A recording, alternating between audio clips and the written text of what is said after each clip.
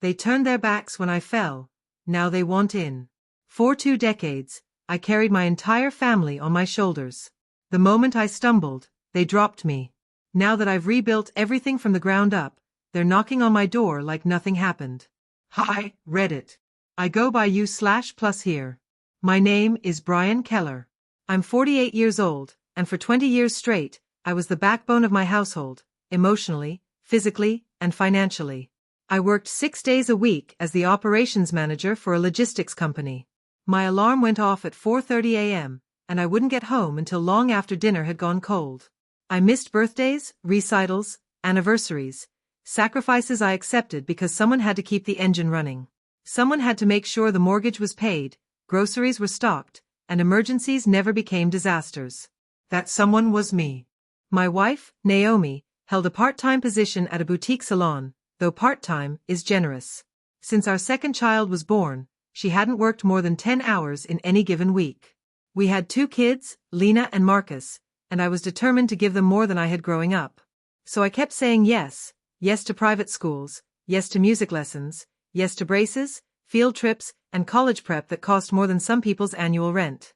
I gave up hobbies, sleep, and my own ambitions without hesitation. It was for them. And for 2 decades, I truly believed they appreciated me for it. I couldn't have been more wrong. The collapse. It all unraveled just 2 weeks after I turned 48. I walked into the office one morning and got summoned to a conference room. No warning, no prep.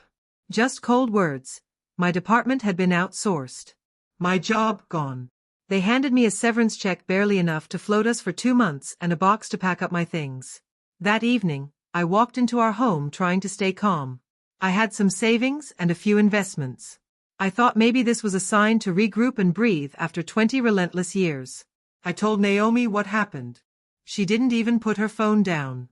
You'll find something, she said, eyes glued to her screen. You always do. No hug. No support. No, we'll figure it out together. Just detachment. Then it got worse. Within a few weeks, she started leaving job listings around the house, on the kitchen counter, on the bathroom mirror. Marketing assistant, entry level. A sticky note read, "Hope your pride doesn't stop you from applying." Our daughter Lena, 19 at the time, started making sarcastic comments. "You've been home a while, Dad. Are you actually looking?" But the lowest point came late one night when Naomi and her sister were sipping wine on the patio. I stepped out back to grab something from the shed and heard her say, "I can't carry him. I've carried the emotional weight of this household long enough. If he can't provide, what good is he?" That word, provider, sliced through me. As if I hadn't poured 2 decades of blood, sweat, and sanity into keeping everything afloat. The divorce ultimatum. 2 weeks after that night, Naomi sat me down at the kitchen table.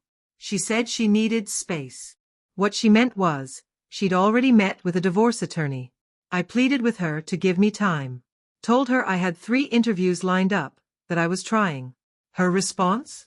"I didn't sign up for uncertainty, Brian." That same night, she moved out. No real discussion. Just a text. "Staying at Carla's. The kids need stability." In a blink, I went from husband and father to sitting alone in the quiet house I'd spent 20 years building with my own hands.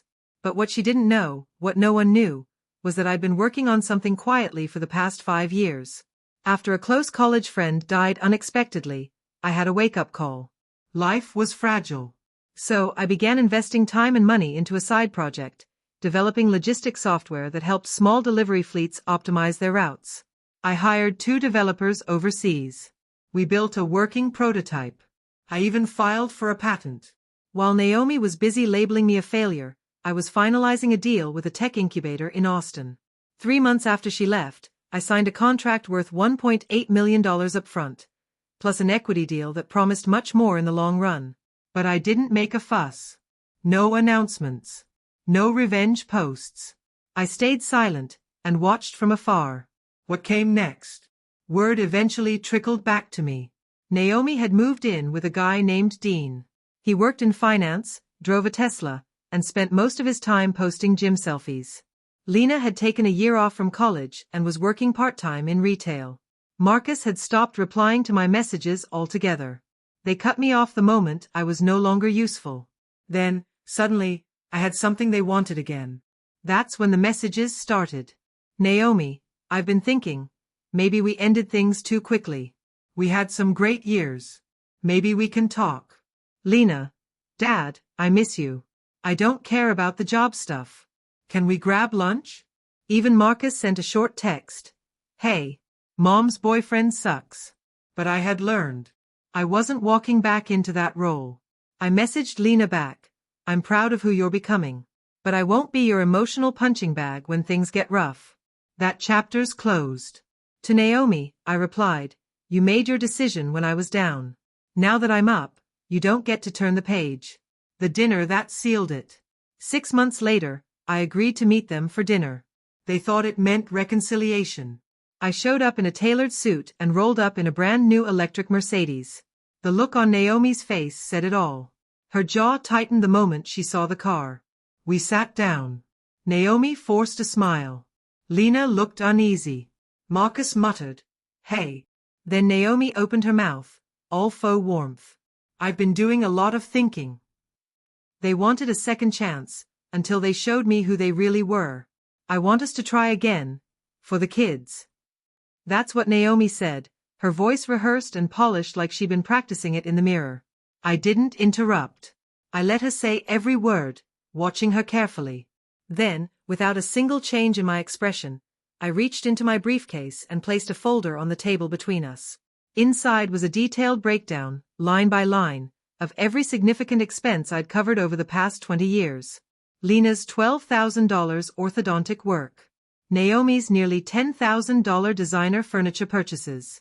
Vacations, school tuition, medical bills, groceries, utilities, it was all there. I looked up and spoke evenly. This is the man you walked out on. The one you dismissed as inadequate. The one you turned your back on when he needed support the most. But I'm not that man anymore. I rebuilt myself, not because of you, but despite everything you did. And I'm not bitter. I'm just finished. Naomi's face drained of color. Lena looked as though she'd just been slapped across the face. I stood up, placed cash on the table to cover the bill, and left without another word. Clear. Finally. Free. Today, I run my own company with a team of over 30 employees. I recently purchased a lakefront home, quiet and peaceful. I still send birthday cards to my children. If they ever truly want to rebuild something real, I'd be willing to talk, but only if it's built on mutual respect. What I'll never do again is invest myself in people who only see me as valuable when I'm convenient. If you're listening to this, take my advice. If someone only stands beside you when you're thriving, they were never really in your corner to begin with. Naomi's second chance. It had been almost a full year since the day Naomi and the kids walked away the moment I lost my job. A year since they'd cut ties and disappeared, until the day they sensed there was something worth coming back for. I thought I'd learned my lesson. That this time, I was wiser. That they might be too. But sometimes, snakes just shed their skin. They don't lose their venom. It started with a letter, handwritten, heartfelt. Naomi told me she'd started therapy, that she'd been reflecting. She said bitterness and fear had influenced her decisions. She didn't ask to be my wife again, just someone in my life. Someone who once loved me and wanted to make amends. I wanted to believe her. She wasn't asking for money this time, only time. So I let her back in, but cautiously. She began attending church with me on Sundays, joined the volunteer crew at a local shelter I supported, and even helped organize a youth fundraiser. For 6 months, she asked for nothing. Not a dollar. Not a favor. Even Lena reached out. She was studying business now and said she wanted to intern at my company, to learn from the man she once misunderstood. Marcus reconnected, too. We started playing basketball on weekends like we used to. For the first time in a long time, it felt genuine. So I let my guard slip. One afternoon, Naomi approached me softly. I know we're not a couple anymore, and I'm not expecting anything from you. But there's this non-profit I want to launch. It's meant to support women leaving abusive relationships. I want to do something real. Something meaningful. I just need someone to co-sign the initial grant application, someone the board can trust. She wasn't asking for cash. Just a signature. Just a vouch of character to help her access donor funding through a startup account. She showed me the proposal, mission, even listed board members. It all looked above board. And against my better judgment, I signed. 3 weeks later, I got a call from a business acquaintance. Brian, did you know your name's listed as CFO for a nonprofit under audit? My stomach dropped. Turns out, Naomi never filed the nonprofit legally. The board members were made up. The EIN number was fake. And $82,000 had already been transferred, split into 3 personal bank accounts. One of those accounts? It was in Marcus's name. When I confronted Naomi, she didn't flinch. You're rich, she said. You'll recover. I needed help. I turned to Lena. She wouldn't meet my eyes. Asked Marcus if he knew. He told me Naomi said it was family money. They didn't just betray me. They used my name to commit fraud. I called my lawyer that same day. Froze every account linked to me. Went scorched earth. I submitted legal documentation distancing myself from the organization, along with every text, email, and record that proved I had been manipulated. But the fallout had already started. Clients began asking questions. Some pulled contracts, just to be safe. I worked overtime to clean up the mess, protect my name, and rebuild my standing. And in that chaos, I finally understood something I should have realized long ago.